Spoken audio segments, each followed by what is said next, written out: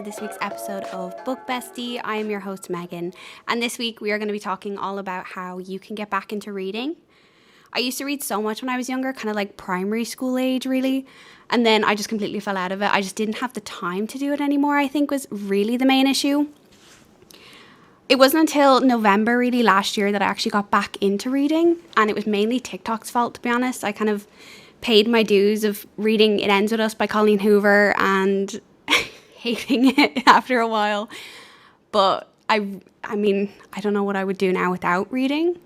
I slowly started to kind of follow more and more online creators, different YouTubers, TikTokers, even people that posted on Instagram. And slowly I just grew my TBR until it is at, God, I think it's like 200 and something now at this stage, something insane like that I will never ever get through, and I will continue to grow daily.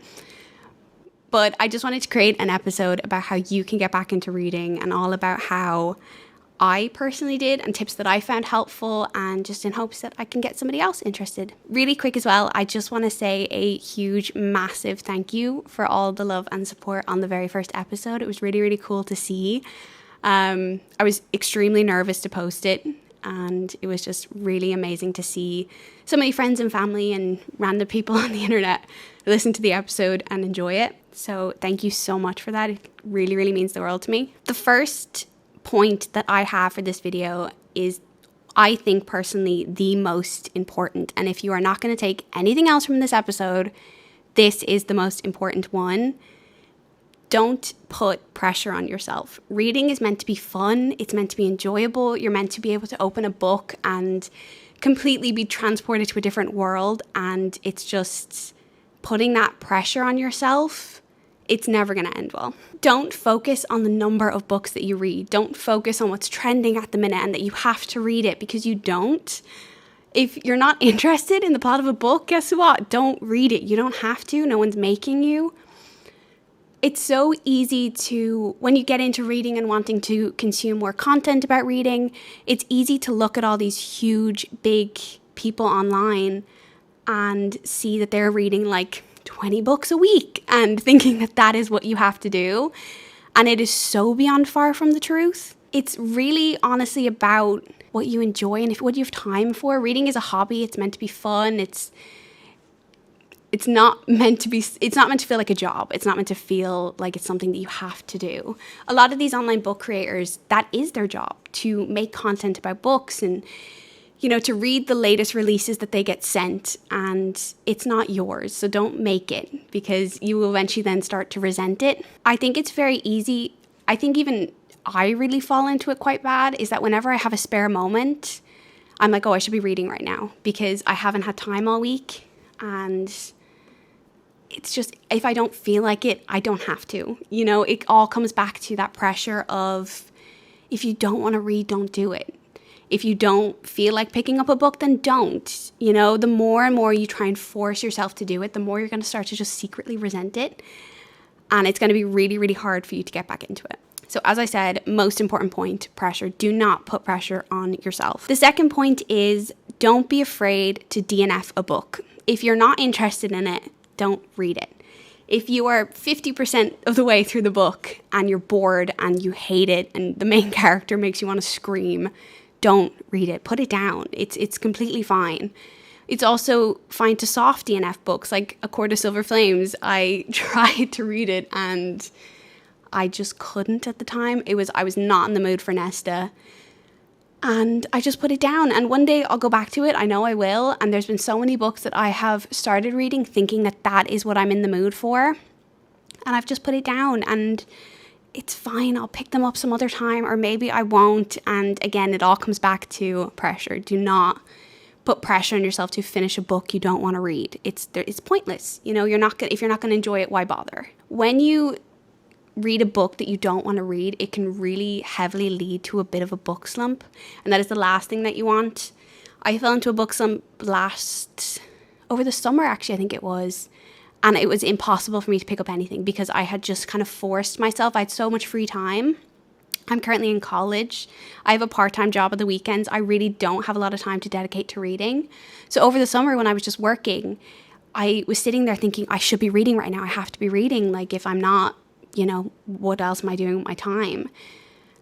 And it was just, it led to a huge book slump. I just couldn't physically pick anything up. I didn't want to. I eventually just started to get really mad about it. And I was putting, again, all this pressure on myself, thinking, I have all this free time, I need to be reading. But it just ended up me DNFing everything I picked up. I would read about a chapter, get bored, and then just switch to something else. So I have like so many soft DNFs on my Goodreads at the minute that it's not even funny. I've been really trying as well to force this point across with myself about DNFing.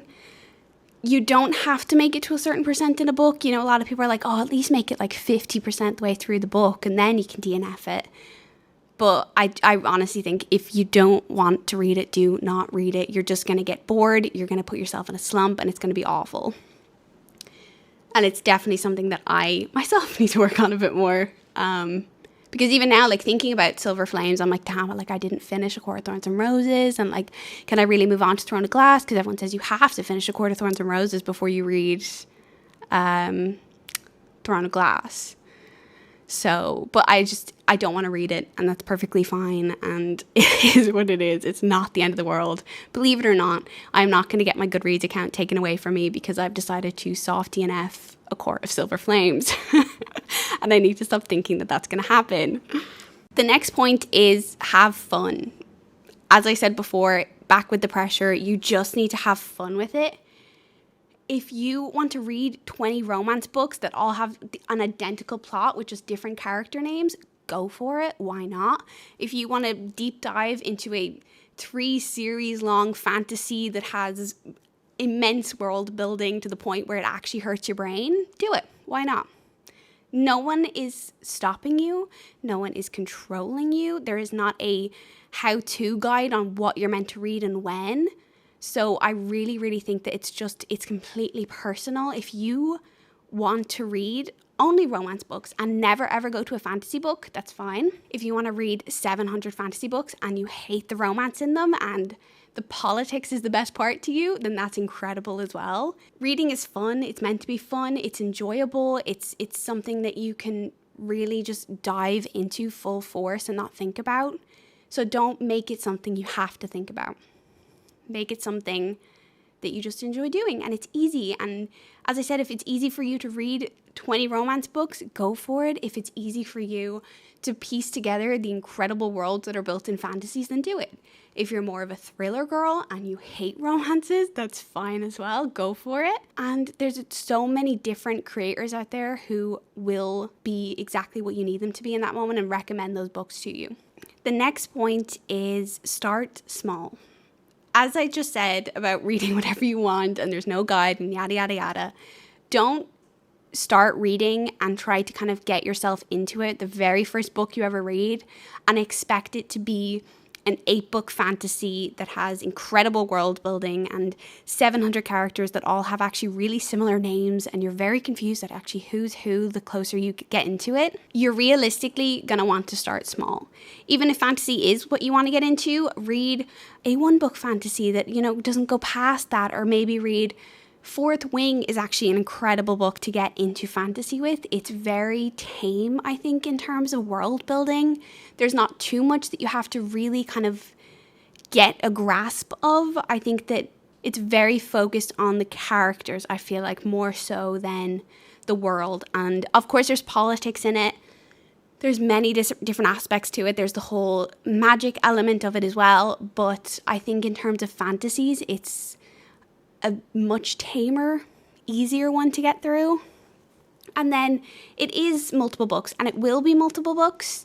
There's only 2 out so far. Iron Flame just came out there a couple of weeks ago. So if you really do love it, you can continue. And if you don't, then guess what? The world's not going to fall apart because you don't continue on with the series. So just start small. Don't go into it with these expectations again of that you're going to be like a book creator and read 20 books a week and, completely revolutionize Goodreads with how many books you're reading and hit your yearly goals within 10 days.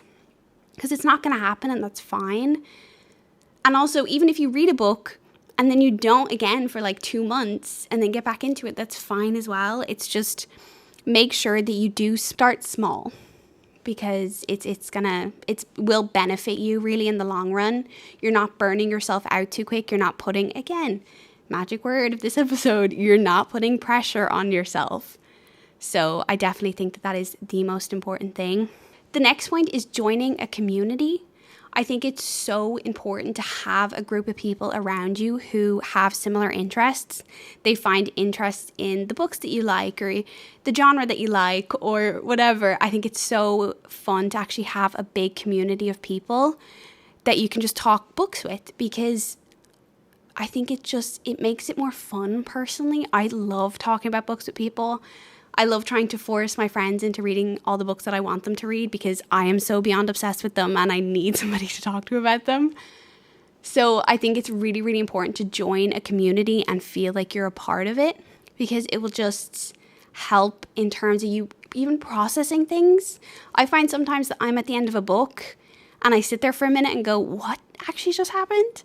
And I go and I look up a video essay about it, or I look the plot description and I read through it, or I listen to somebody talking about it, or I read a post online somewhere about it, and it just makes so much more sense. It's just an easier way to process books sometimes, especially heavier books like fantasies and stuff. And also it'll just be a lot of fun for you after you read something like a fantasy and you see all these theories online.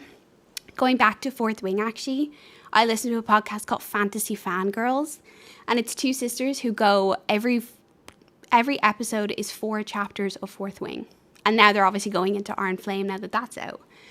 But it's just so interesting to see them kind of bring together all these theories that I've never even vaguely thought of. But with Fourth Wing, there's so much that could happen. And again, as I said, it's a 5-book series. They're not out yet. 2 of them are out. But it's so interesting to see little bits of information that even so far in Iron Flame have started to make sense, but seeing people that caught on to that and are talking about that and are so excited about that. And then also with the book community, I think it's so fun to get recommendations off people. You know, you can post that, oh, I love this book, and they'll be like, oh my God, then you have to read so-and-so and such and whatever, or you're going to love this author because she's very similar writing style to this one. And like originally when I got into reading, as I said, I started reading Colleen Hoover, and I was very much romance. I was like, I realistically am not going to enjoy a fantasy. Like, I just want to read romance books. But then I found Emily Henry and I started reading her books and I loved them so much. I love Emily Henry beyond words at this point.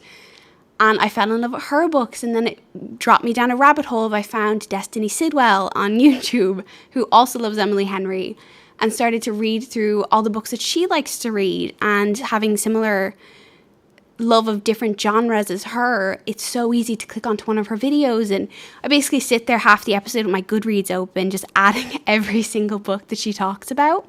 And then she is also a huge part of why I started reading ACOTAR, which is also, my sister got me into it as well, which I should mention, or else she's going to be kind of mad at me.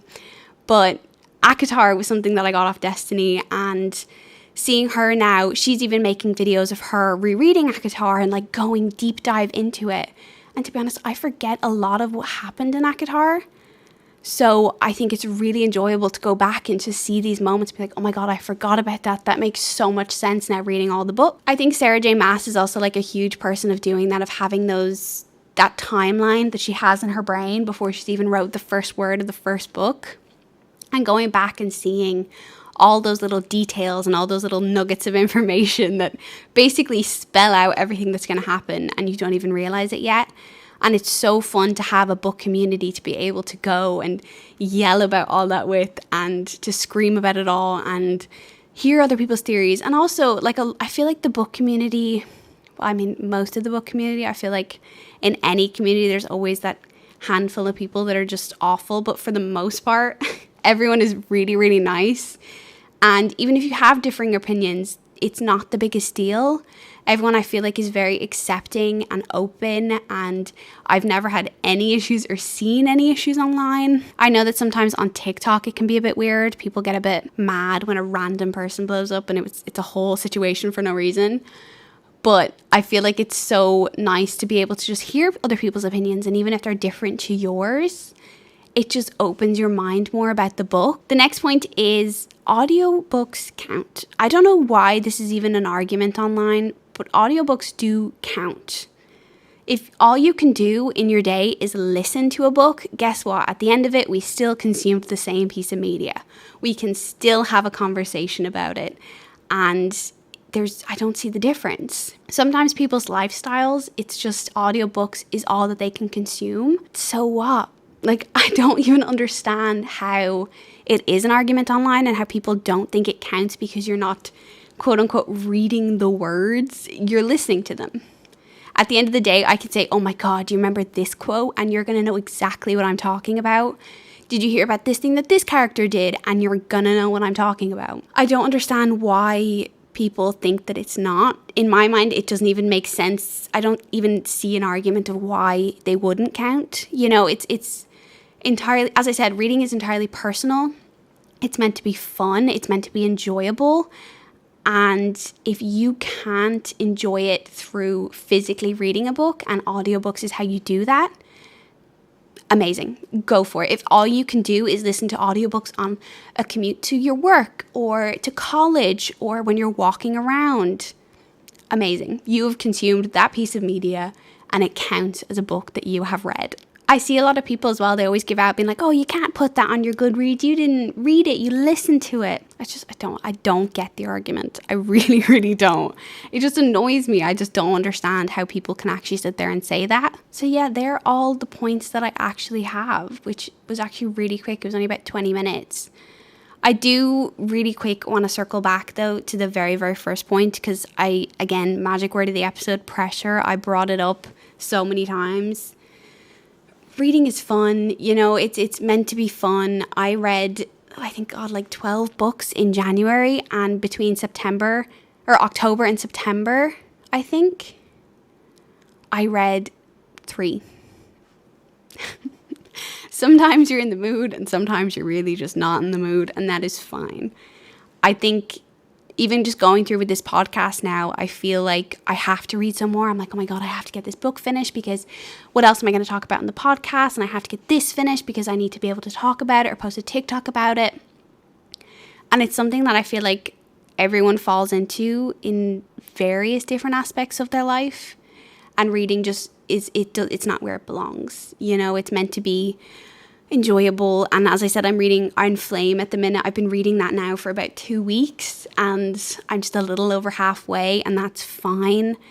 I'll get it. I know I'll finish it. I know I'm loving it, and it doesn't mean that I don't because I haven't been reading it. I just don't have the time, and I'm not going to again put that pressure on myself and force myself into something that I don't want to do because it's not going to end well for me. It's just going to end up of me hating reading and hating what I'm doing, and I don't want to do that because so far I'm really enjoying posting online about books and making this podcast about books, and I want to grow to include some of my friends and my family in episodes and talk about stuff that they love and books that they're obsessed with and hear their point of view on what they think about how you can get back into reading and the online community around books and everything. So it all really does come back to that pressure.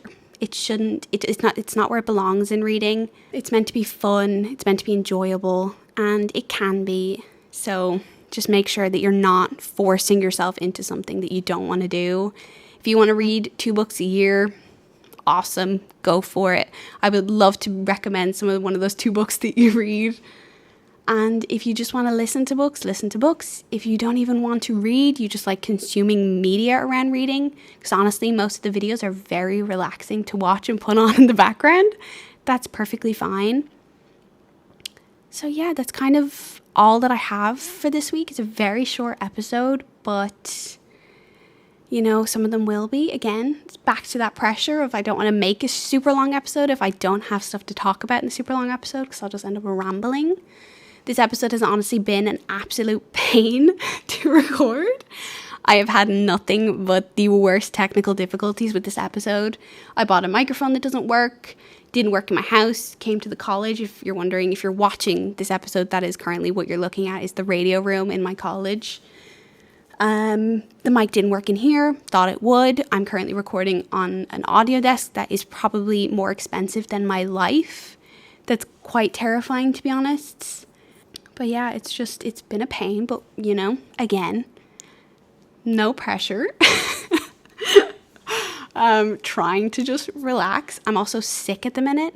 I'm really sick at the minute. It's a miracle I'm actually still speaking right now. I woke up this morning without a voice. So it's just been really a week for it. So I do apologize for the shorter episode, but it's honestly a miracle I'm getting anything out at all. I hope you enjoyed regardless. And yeah, listen on Spotify, Apple Podcasts. Make sure you subscribe and like the YouTube channel as well, where you can watch the podcast if that's what you enjoy doing. And yeah, I will see you guys next week for next week's episode. Thank you so much.